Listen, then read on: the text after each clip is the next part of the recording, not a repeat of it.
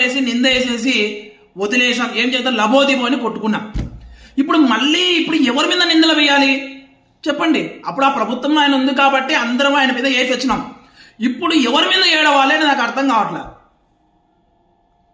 So Hindu సమాజమా ఒక్కటే దీనికి పరిష్కారము, మన దేవాలయాలు అనేటువంటి ప్రభుత్వ కబంధ హస్తాల నుంచి విడుదల కావాలి, భక్తులే గుళ్ళను మెయింటైన్ చేయాలి అనేటువంటిది నేను బలంగా వినిపిస్తున్నాను. దీనికి కావలసినటువంటి కార్యాచరణ కూడా రచించాల్సినటువంటి సమయం ఆసనమైపోయింది.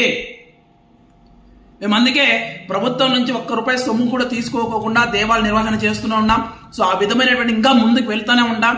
సో ఈ ప్రభుత్వ కబంధ హస్తాల నుంచి మన దేవాలయాలు బయటకు వచ్చేంత వరకు కూడా రూట్ ఎక్కడానికి కూడా నేను సిద్ధంగా ఉన్నాను. ఎందుకనంటే ఇంకా తెగించకపోతే ఇంకా ఏం లేదండి.